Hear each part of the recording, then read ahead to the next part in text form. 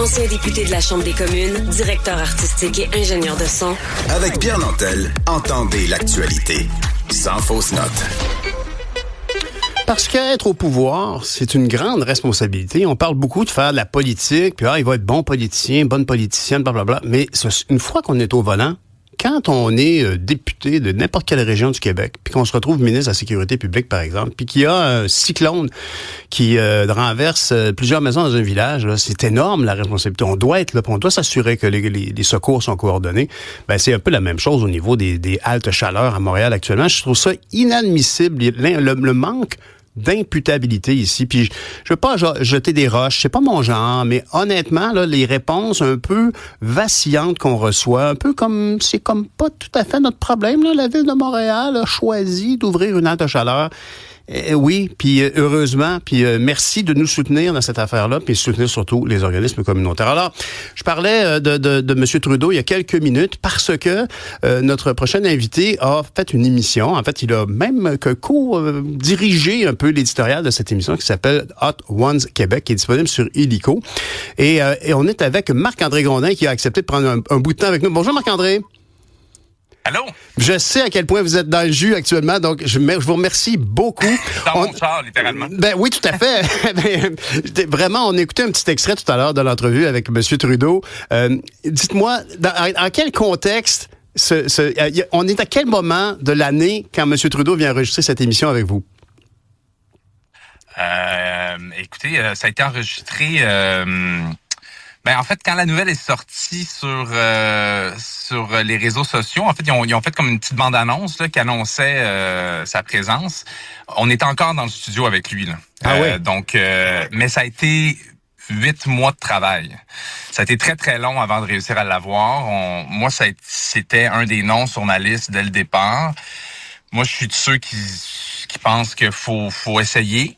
Au pire, on va avoir un nom. Ouais. Puis on n'a pas eu de nom, mais c'est long, en fait, avant que ça se rende jusqu'à la dernière étape, jusqu'à lui. Puis il devait venir, on devait enregistrer au mois d'août. Puis à moins de 24 heures d'avis, ils ont annulé. Il y avait une urgence, il fallait qu'ils retournent à Ottawa.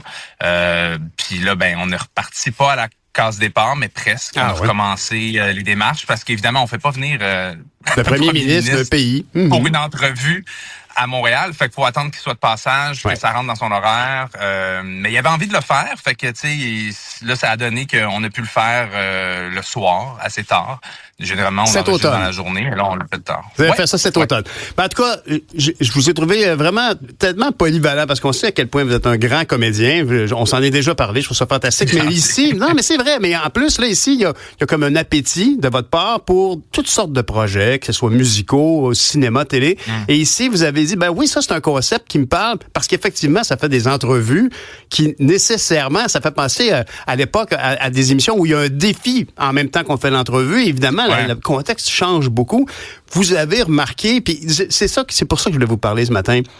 En ce moment, là, le premier ministre d'un pays se sent menacé, et à juste titre, on se demande qui va diriger le pays devant les menaces qu'évoque M. Trump.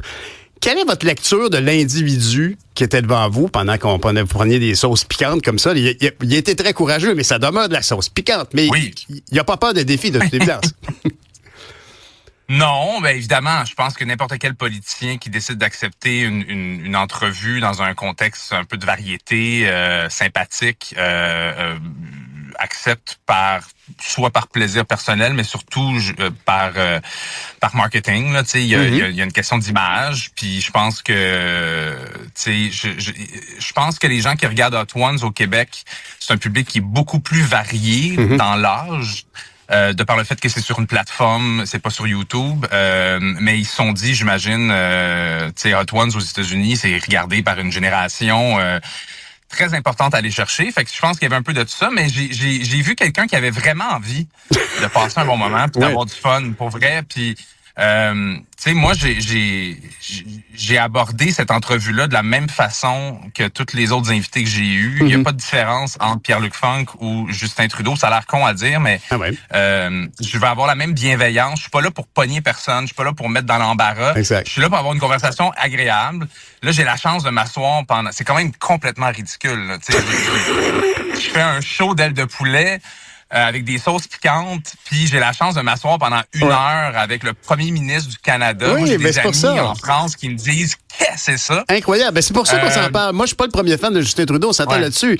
Mais c'est quand même exceptionnel. Et moi, je trouve qu'en ce moment, on vit un moment d'histoire important. Puis je banalise pas du tout. C'est pas une histoire de game partisane. Puis le Parti libéral. Puis non. Le premier ministre, actuellement, est très fragilisé, puis il se fait challenger par le président américain. On se fait niaiser quasiment comme si on était un État américain à venir avec un gouverneur Trudeau. C'est important. Je pense que l'émission a vraiment une grande pertinence pour mieux saisir le personnage, puis potentiellement s'exprimer auprès de nos députés. Si en plus on a un député libéral, on va dire, écoutez, il faudrait dire telle ou telle chose à M. Trudeau. Il faut qu'il prenne une décision avisée pour le pays, pas pour votre parti. On n'en a rien à foutre. Ben, tu sais, je pense qu'on vit à une époque où les discussions sont très polarisées, c'est très noir ou blanc. Moi, en tant que citoyen, moi aussi, je suis critique de mon gouvernement, de tous les paliers de gouvernement. Puis, mais j'essaie de reconnaître que il y a personne qui est un dictateur en ce moment. Il y a personne qui est, je pense, de mauvaise foi. Je pense que idéologiquement, je m'aligne pas avec tout le monde. Puis même ceux avec qui je m'aligne pas à 100%. C'est normal, c'est ça une démocratie.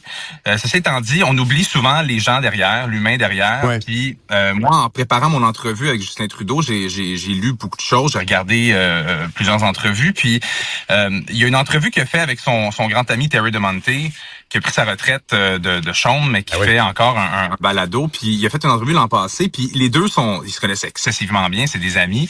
C'est très laid back, c'est très relax, puis je trouvais ça intéressant d'avoir accès à cet humain-là derrière le personnage de premier ministre, derrière toute la pression, parce que il me l'a dit, là, tu sais, c'est tough, puis c'est ça que j'imagine aussi. Moi, je trouve que mes journées sont remplies souvent, puis je taboute, là, puis je suis pas un premier ministre d'un pays du G20, là, tu sais. Fait que je peux même pas imaginer ce qu'il vit, puis ce que n'importe qui dans sa position vit.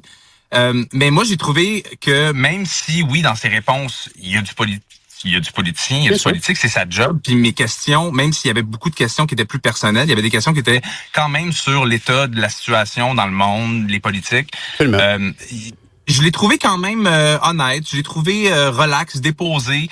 Tu sais, je sentais que, tu sais, on tournait ça je pense que c'est la dernière affaire qu'il y avait à son horaire cette journée-là. Mm-hmm. Ben, j'y souhaite. Oui, on lui souhaite parce qu'il disait qu'il avait la langue épaisse, qu'il avait de la misère à parler puis qu'il y avait de la salive qui coulait partout. C'est quand même des propos étonnants, mais vous l'avez quand même challengé quand même pas mal bien. Là, entre autres, quand il révèle qu'il savait qu'il n'avait pas la stature intellectuelle de son père, mais qu'il y avait d'autres atouts. C'est quand même des moments intéressants. Mais ceci dit, il y avait d'autres invités. C'est beaucoup d'humilité. Oui, c'est ça quand même. Absolument. Ouais. Puis, mais il y avait d'autres invités dans votre série, évidemment. Vous avez mentionné Pierre-Luc Funk avec sa fameuse expression relativement à quel point c'était chaud ce qu'il y avait en bouche. C'était fantastique. On le dira pas ici, c'est l'heure du lunch. Mais quand même, Pierre-Luc Funk, ça m'amène à vous parler de vous, de votre carrière de comédien. Moi, j'ai tellement trouvé que vous avez développé une espèce de gravitas. Je pense qu'on s'en est déjà parlé. Vous entraînez les comédiens qui sont avec vous sur le plateau dans une zone sans sécurité, en sécurité, un peu comme le comédien qui faisait le parrain à l'époque, on sentait une forme de gravitas. J'ai senti la même chose lorsque vous avez fait Le Successeur. Quel film fantastique qui a eu un super beau succès en salle. Le premier de nos gros succès en salle en 2024. C'est quoi vos prochains projets? Vous en avez tellement des beaux, ça va dans tous les sens. D'ailleurs, honnêtement, tu sais, on regarde ça, on regarde votre dernière série, le fameux rôle, on vous a perdu comme personnage avec Julie Perrault, comment ça s'appelle? Dans Doute raisonnable, oui. Ben oui, ça a créé tout un choc que vous soyez parti. Oui. Quels sont vos prochains projets? Ben, j'ai pas rien d'officiel. Là, j'ai terminé de tourner la deuxième saison de la série Belle Fleur. Oui. C'est une série sur Crave qui est très sympathique. Oui. Mais j'ai rien d'autre de prévu. Pour le moment, je travaille comme producteur, donc je développe beaucoup de projets. Oui. Je travaille dans l'ombre. J'adore ça. Mais comme acteur, c'est drôle, mon année est assez libre en ce moment. Ben, elle est libre, mais de toute façon, vous avez été très, très actif en 2024. Je veux dire, honnêtement, la série... J'ai 3 années très, très, très complexes. Absolument. Là. J'ai eu beaucoup de projets. J'ai été très chanceux parce que j'ai eu, pendant 12-13 ans, là, j'avais un projet par année et demie. Donc, je vais pas me plaindre que j'avais beaucoup de boulot. J'avais beaucoup de boulot, mais ça fait en sorte aussi que je suis préparé à une année qui s'en vient là où j'ai pas de tournage de prévu. Mais fait que c'est je me dis, certainement correct, porteur. plein de fois. Ce sera porteur de nouveaux projets puis de nouvelles collaborations. Je veux dire honnêtement, Je l'espère. certainement X13, les gens doivent savoir à quel point c'est une série différente, absolument fantastique, très loin de ce qu'on fait habituellement au Québec, un peu comme de la comédie fiction d'époque. C'était absolument fantastique. Et vous jouiez du drum, ça a dû vous faire plaisir, vous qui avez tant la musique comme votre père. Oui, mais ça m'a fait plaisir, mais je l'ai su un peu trop dernière minute pour que ça me fasse plaisir. Ça l'a ajouté beaucoup de stress. Ça a été ajouté au scénario dans les quelques semaines avant le tournage. Ah bon? Puis ils m'ont dit, tu vas faire des solos de drum. Puis j'ai fait, premièrement, moi j'ai 3 enfants, là, je joue plus de drum à la maison, ça fait longtemps. Puis aussi, je suis pas, j'ai pas fait des cours de jazz moi à l'université là en drum. Donc jouer un personnage qui joue du drum en 1945. Je suis assez nerd de drum pour savoir que je peux pas jouer n'importe quoi. Ouais, après, le personnage n'est pas drummer, fait que mais ça l'a ajouté beaucoup aux scènes. Puis moi, je trouve que cette série, c'est une série dont je suis excessivement fier. Oui. Il y a quelque chose où c'est rare les séries au Québec où tous les départements peuvent se mettre en valeur, que ce soit les costumes, les décors, la direction photo, les acteurs, l'écriture. Ça nous permet de rêver, tu sais. Fait que j'ai bien hâte que ça sorte à la télévision, que les gens puissent le voir. C'est vrai, j'en parle comme si c'était diffusé, mais c'est ça, c'est disponible sur Illico, effectivement. Oui, exactement. Puis c'est une bonne série à regarder pendant le temps des fêtes. Si absolument. C'est parce que là où c'est très différent à mon sens, puis j'écoute beaucoup de séries québécoises, c'est vraiment comme c'est de la fiction, mais dans le passé, un peu comme les Marvel. Il y a une dimension un peu Marvel, puis c'est aucunement dans le spectaculaire de quelqu'un qui fait exploser un building, là. Mais c'est juste que c'est comme on arrange l'histoire. C'est comme une bande dessinée. C'est vraiment fascinant. Puis je pense que votre ouverture d'esprit fait que, et votre humilité, je dirais, fait que vous acceptez des rôles qui ne servent pas toujours votre personnage. Je pense entre autres à celui que vous avez fait là dans le Belle-Rive, pas Belle-Rive, Belle-Fleur. Non, dans Richelieu, oui, parce que Belle-Fleur, c'est vrai, vous êtes pas comme, vous êtes comme le conjoint de l'autrice et de la comédienne principale, mais c'est pas un rôle qui vous met sur un piédestal. Vous êtes très, très bon. Mais vous acceptez ce genre de rôle-là, vous acceptez des rôles où vous êtes en vedette, comme dans X13.